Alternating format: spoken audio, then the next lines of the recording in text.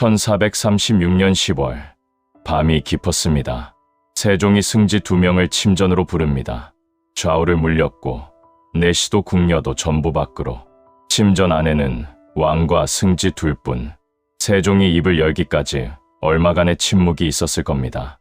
다만 세종이 꺼낸 이야기는 왕의 입에서 나올 말이 아니었습니다.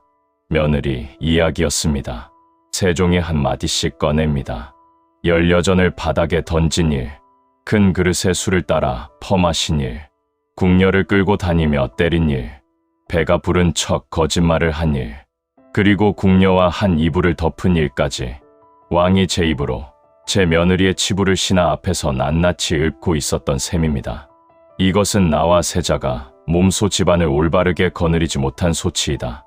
세종이 그렇게 말했다는 기록이 남아 있습니다. 백성에게 삼강행실도를 나눠주며 유교의 근본을 세우던 왕이 신하 앞에서 제 며느리의 치부를 꺼내야 했던 거죠. 그리고 자신을 탓합니다. 집안을 다스리지 못한 것은 내 탓이라고. 그런데 이것이 처음이 아니었습니다. 세종은 이미 한 번 며느리를 쫓아낸 적이 있었고 이번이 두 번째. 성군이라 불리는 왕이 며느리를 2번이나 내쫓아야 했던 겁니다.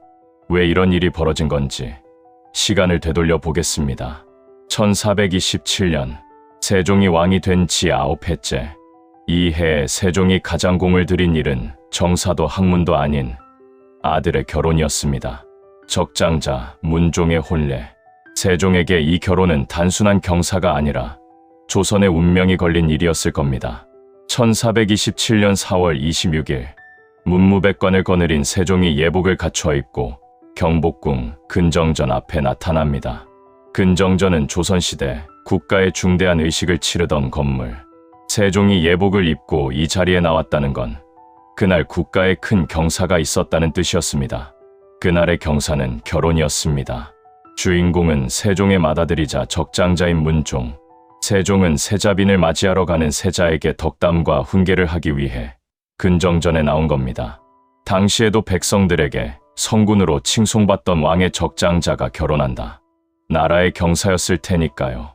이 결혼이 특별했던 이유가 따로 있습니다. 조선을 건국한 태조는 건국 군주, 정종은 둘째 아들, 태종은 5째. 건국 이후 단 한 번도 적장자가 왕위를 이은 적이 없었습니다. 왕좌는 언제나 피를 밟고 올라서야 앉을 수 있는 자리였으니까요. 세종 자신도 적장자가 아니었습니다. 형 양녕대군이 폐위된 뒤에야 왕이 된 셋째. 문종은 달랐습니다. 적장자인 세자. 처음으로 적장자가 왕위를 잇는다면 유교적 계승 원칙이 지켜지는 순간이었던 셈이죠. 세자 문종의 능력도 남달랐습니다. 예절, 음악, 활쏘기, 말타기, 서예, 수학, 유학에서 말하는 6가지 기초 교양을 모두 갖췄다는 기록이 남아 있습니다.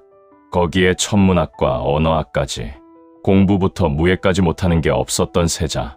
세종이 이 아들을 어떤 눈으로 봤을지는 짐작하고도 남습니다. 이렇게 귀한 아들이 결혼을 하는데 상대가 얼마나 중요했겠습니까? 세종은 무려 3년이나 며느리감을 고르고 또 골랐습니다. 먼저 전국에 금올령을 내려 일반 백성의 혼인을 멈추게 합니다.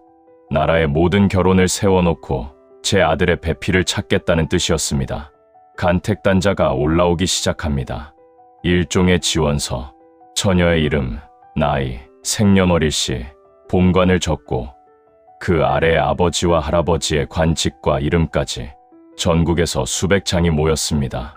조선의 국모가 될 사람을 고르는 일이니 세종이 남에게 맡겼을 리 없습니다. 수백 장 중 30여 명이 추려졌습니다. 초간태, 후보들은 모두 같은 옷을 입었는데 형평성을 위해 복장을 통일한 겁니다. 집안의 부유함이 옷에 묻어나지 않도록 겉이 아니라 안을 보겠다는 뜻이었습니다. 30여 명 중 보통 5에서 7명이 통과했습니다. 재간택에서는 밥을 함께 먹었습니다. 왕실 우서른들과 식사를 하거나 차를 마시는 자리, 숟가락 드는 법, 음식 씹는 모습, 자리에서 일어나는 동작까지 살폈고 거기서 최종 후보 3명이 남게 됩니다. 수백 명이 셋으로 줄어드는데 3년이 걸린 셈입니다. 마지막 3간택, 대비나 왕비, 종친을 면접관으로 둔 자리였습니다. 이 과정에서 알아보려 했던 건 후보자의 성품과 현명함, 나라실도 직접 챙기는 왕이 며느리 하나 고르는 일에 나서지 않았을 리 없습니다. 그렇게 최종 간택된 여인이 김호문의 딸이었습니다. 정삼품 상호군의 딸, 세종이 직접 휘빈이라는 호를 내렸고 조선의 국모가 될 자리에 오르게 됩니다. 3년을 들여 고른 며느리, 세종이 예복을 갖춰 입고 근정전 앞에 나온 이유가 여기에 있었던 거죠. 세종의 머릿속에는 그림 하나가 있었을 겁니다. 이 아들이 왕이 되고 이 아들의 아들이 다시 왕이 되는 것.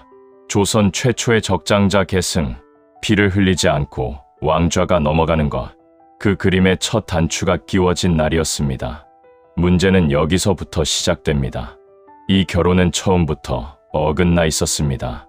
남편인 세자 문종이 아내 휘빈 김씨에게 관심이 없었던 겁니다. 아내에게는 무관심하면서도 몇몇 궁녀들은 가까이 합니다. 3년을 들여 뽑은 며느리인데 정작 아들이 쳐다보지를 않는 상황이었습니다. 부부 사이가 좋지 않더라도 빨리 자식을 낳았다면 휘빈 김씨의 지위는 안정될 수 있었을 겁니다. 자식을 낳을 기회마저 없었습니다. 당시 관행으로 15살 봄에 합방을 했는데 결혼 당시 문종의 나이는 14살, 아직 1살이 부족했습니다.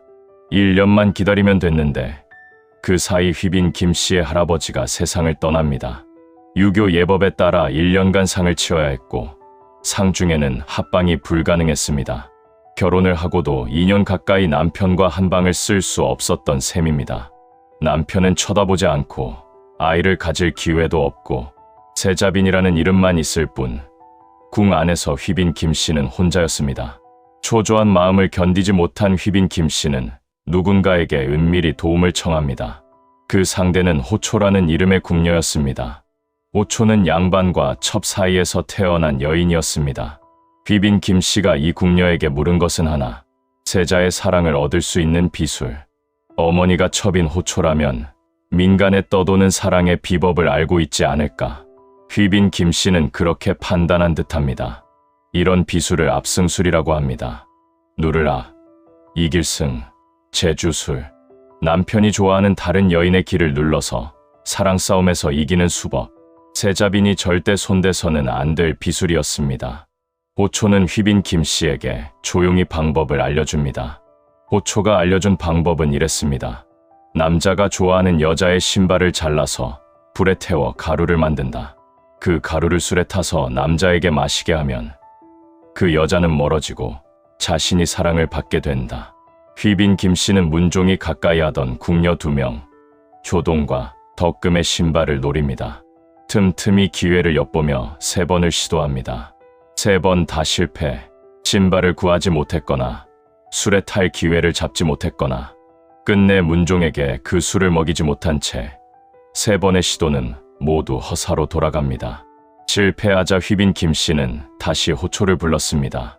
다른 방법을 달라고. 호초가 이번에 알려준 건 더 충격적이었죠. 뱀이 교접할 때 흘린 체액을 수건으로 닦아서 갖고 있으면 반드시 남자의 사랑을 받을 수 있다. 첫 번째보다 훨씬 까다로운 방법이었습니다. 지푸라기라도 잡고 싶었을 겁니다. 남편이 거들떠보지도 않는데 2년을 버텼고 세자빈이라는 자리가 주는 건 체면뿐이었습니다. 이 여인에게 필요한 건 체면이 아니라 남편이었으니까요. 휘빈 김씨는 2번째 비술에도 손을 댑니다. 궁궐은 비밀이 오래가는 곳이 아닙니다. 세자빈이 비술을 쓴다는 소문이 궁녀들 사이에서, 내시들 사이에서 퍼지기 시작합니다. 소문은 당연히 시아버지 세종의 귀까지 올라갑니다. 세종이 다음에 한 행동을 보면 소문을 듣자마자 움직였다는 걸 알 수 있습니다.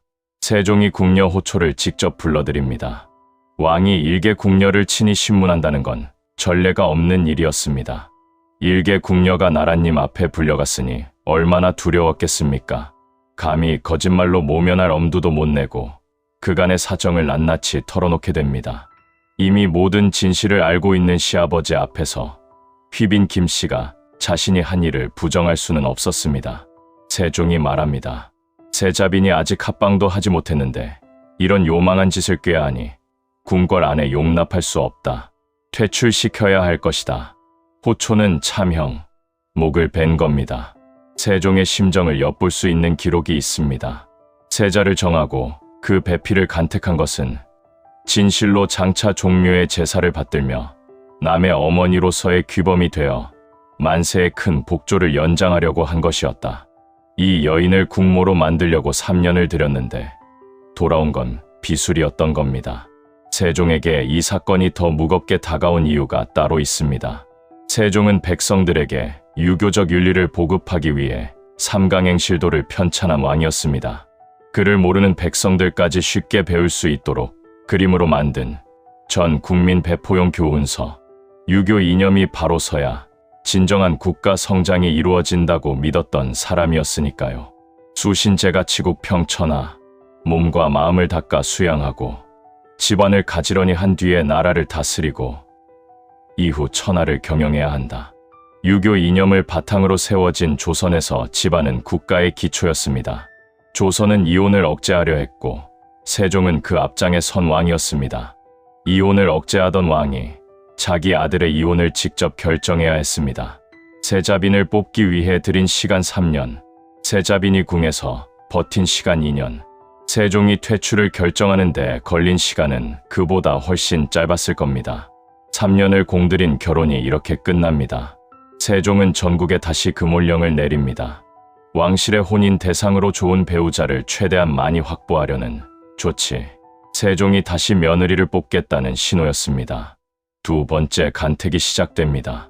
첫 번째 며느리가 행실로 쫓겨난 만큼 세종은 두 번째를 더더욱 신경 써서 뽑으려 합니다. 이번에 세종이 가장 중요하게 생각한 건 뜻밖이었을까요? 용모. 성군 세종이 외모를 보고 뽑겠다고 선언한 셈입니다. 실록에 세종의 말이 남아 있습니다. 동궁을 위하여 배필을 간택할 때에는 마땅히 처녀를 잘 뽑아야 하겠다. 세계와 부덕은 본래부터 중요하다. 혹시 인물이 아름답지 않다면 또한 불가할 것이다. 집안과 부덕 못지않게 용모도 중요하다고 분명히 못 박은 겁니다. 이때 신하 한 명이 반대합니다. 한 곳에 모아 가려 뽑으면 덕은 보지 못하고 오로지 얼굴만을 보고 뽑게 될 것이라고. 세종이 답합니다. 잠깐 봐서 덕을 어떻게 확인할 수 있느냐. 덕으로 뽑을 수 없다면 용모를 볼 수밖에 없다. 첫 번째 며느리 때 덕을 보고 뽑았는데 결과가 이랬으니 이번에는 다르게 가겠다는 뜻이었죠. 그렇게 최종 간택된 여인이 순빈 봉씨였습니다. 집안과 부덕은 물론 용모까지 고려해서 뽑은 두 번째 세자빈. 세종은 다시는 휘빈 김씨와 같은 일이 발생하지 않도록 이 새로운 며느리에게 의미 있는 선물을 하나 건넵니다. 열여전이었습니다. 여성의 모범이 될 만한 인물들의 이야기를 모아놓은 책. 여성을 가르치는 훈육서의 한 종류였습니다. 어질고 정숙한 며느리가 되길 바라는 시아버지의 마음이 짐작되는 대목입니다. 첫 번째 며느리가 비술로 쫓겨난 뒤이니 확실히 못을 받고 싶었을 겁니다. 순빈 봉씨는 이 책을 바닥에 던졌습니다. 내가 어찌 이것을 배우고 생활할 수 있겠는가. 시아버지가 준 책을 던진 겁니다.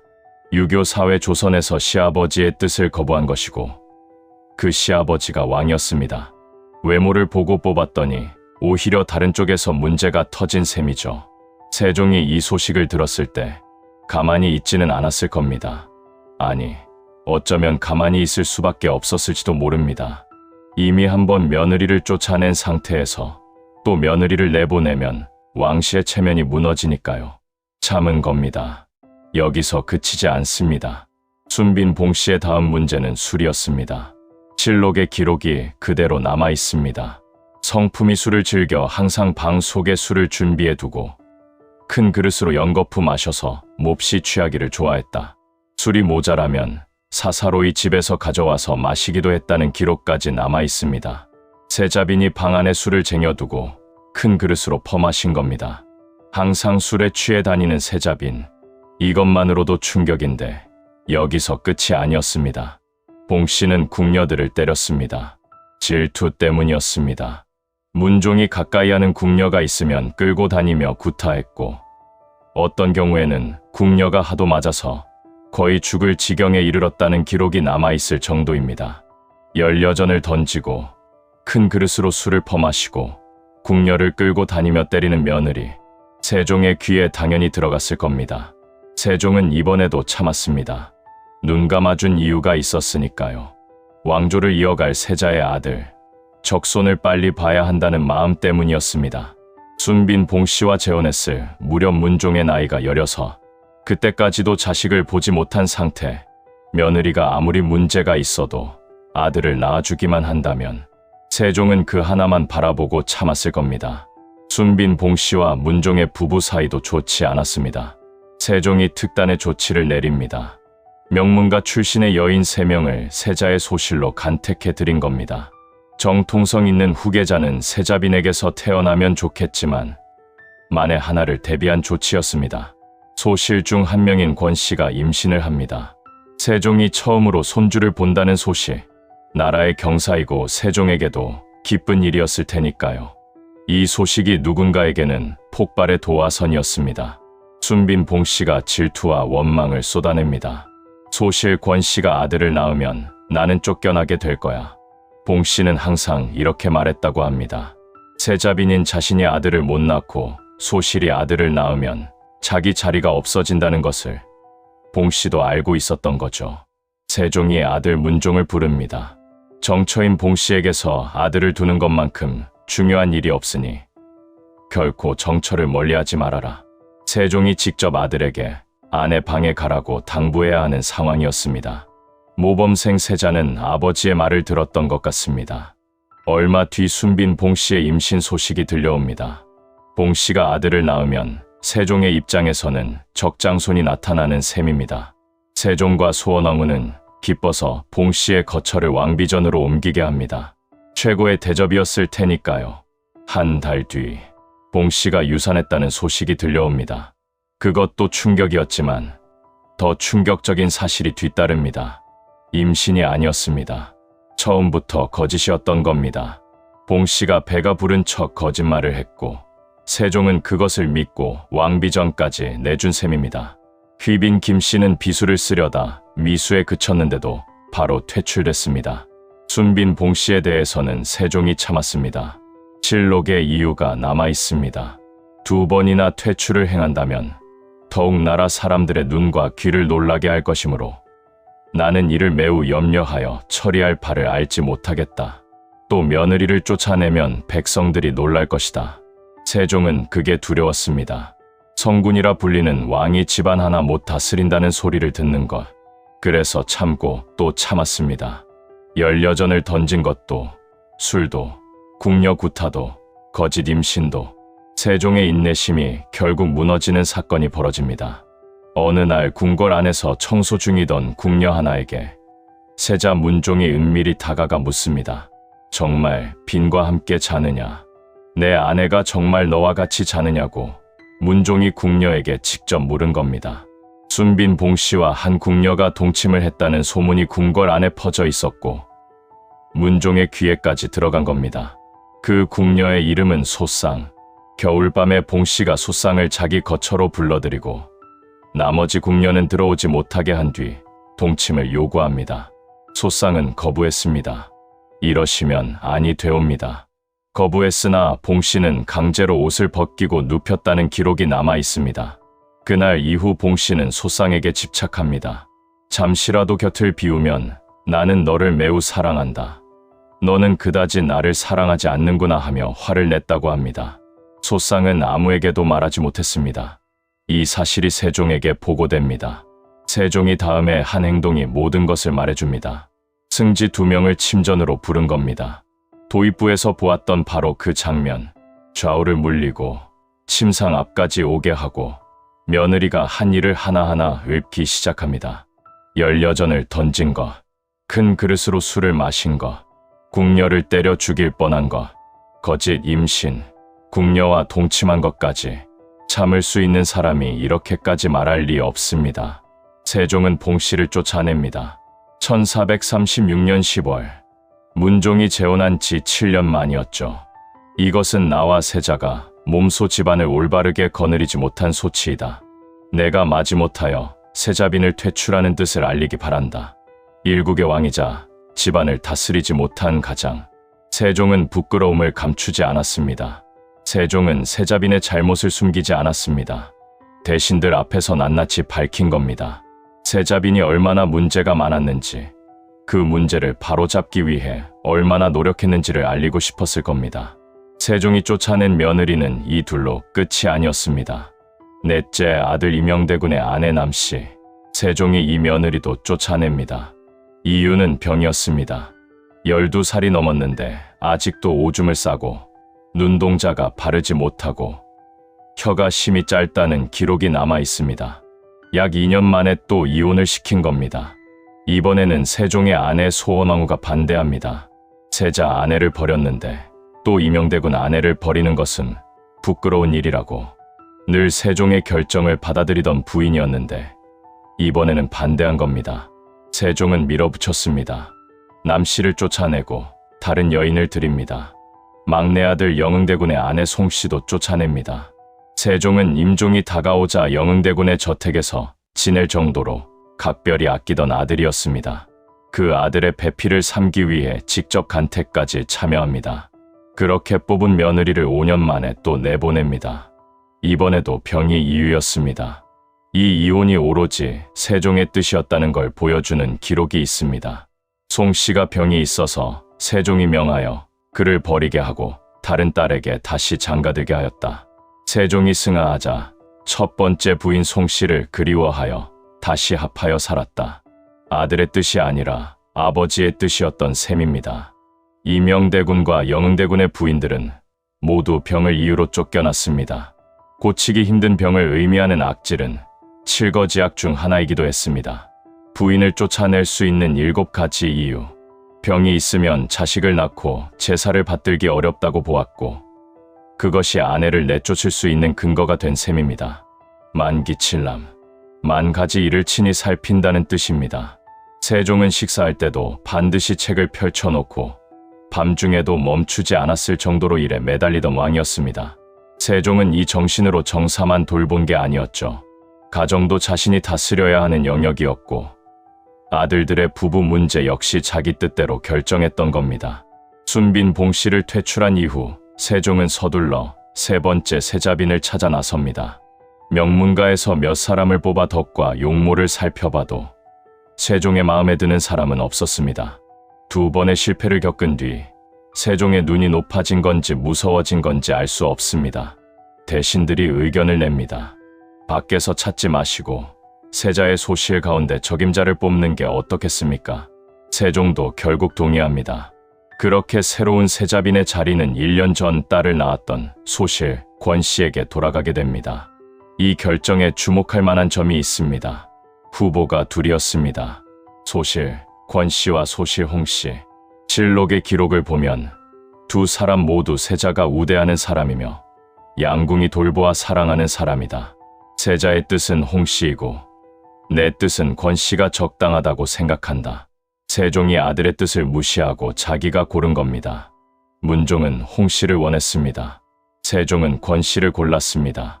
권씨는 이미 아이를 낳아본 적이 있었고 이때 문종의 나이 23, 그때까지도 후사를 이을 아들이 없었습니다.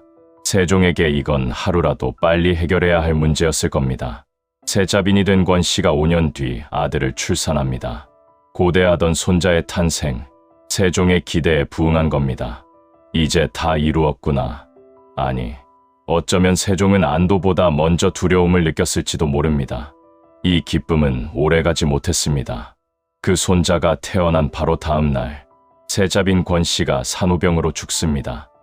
하루, 세종이 가장 기뻤던 날과 가장 절망한 날 사이의 거리가 하루였습니다. 세 번째 아내를 잃은 문종은 이후 새로운 아내를 맞이하지 못한 채 왕위에 오르게 됩니다. 재위 기간에 왕비가 없었던 유일한 왕, 세종이 그토록 공들인 적장자의 혼인은 3번 모두 끝이 좋지 않았습니다. 적소는 얻었습니다. 아니, 어쩌면 얻었다는 말이 맞는지도 모릅니다. 그 적손의 어머니는 죽었고 아버지는 아내 없이 왕이 됩니다. 세종이 꿈꿨던 그림에서 빠진 조각이 너무 많았습니다. 그래도 적손은 살아 있었습니다. 세종이 세상을 떠납니다. 1450년, 뒤를 이어 문종이 왕위에 오르고 세종이 원했던 적장자 계승이 마침내 이루어집니다. 문종은 재위 2년 만에 죽습니다. 39, 아내 없이 왕이 되었고 아내 없이 죽었습니다.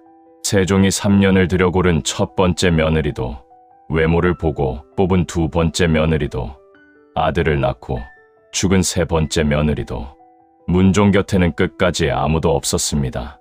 세종은 며느리를 4번 바꿨습니다. 첫 번째는 비술, 두 번째는 궁녀 동침, 세 번째는 산후병. 아들들의 아내까지 합하면 세종이 직접 이혼시킨 며느리만 4. 모든 것이 적장자 계승을 위해서였습니다. 세종의 모든 결정에는 하나의 그림이 있었습니다. 적장자의 아들이 왕이 되어야 한다. 그 그림이 며느리를 쫓아내게 했고 아들의 뜻을 무시하게 했고 아내의 반대를 밀어붙이게 했습니다. 1427년 세종이 예복을 갖춰 입고 근정전 앞에 섰습니다. 3년을 골라 뽑은 며느리를 맞이하던 날 1436년 같은 세종이 한밤중에 승지를 불러 며느리의 치부를 읊습니다. 9년 사이에 벌어진 일이었습니다. 한글을 만들고 해시계를 세우고 치구기를 놓고 삼강행 실도를 펴낸 왕, 백성을 위해 할 수 있는 모든 것을 한 왕이었습니다. 제 아들의 결혼 앞에서는 아무것도 할 수 없었죠. 10,000가지 일을 직접 살피던 왕이 끝내 살피지 못한 것, 자기 집안이었습니다. 이것은 나와 세자가 몸소 집안을 올바르게 거느리지 못한 소치이다. 세종이 남긴 이 말은 두 번째 며느리를 쫓아내며 한 말이었지만 죽는 날까지 마음속에 남아 있었을 겁니다. 문종이 죽고 왕위를 이은 건 세 번째 세자빈 권씨가 목숨과 맞바꿔 낳은 아들이었습니다. 세종이 3년을 들여 며느리를 고르고 7년을 참고 4번의 실패를 겪으면서 지키려 했던 적장자 계승, 그 끝에 있던 아이가 어떻게 되었는지는 여러분이 이미 알고 있을 겁니다. 지금까지 세종의 이야기를 따라와 주셨습니다. 이것은 성군이라 불리는 왕이 제 집안 앞에서 무너지는 이야기였습니다. 오늘 영상도 유익하셨다면 좋아요, 구독 부탁드립니다. 감사합니다.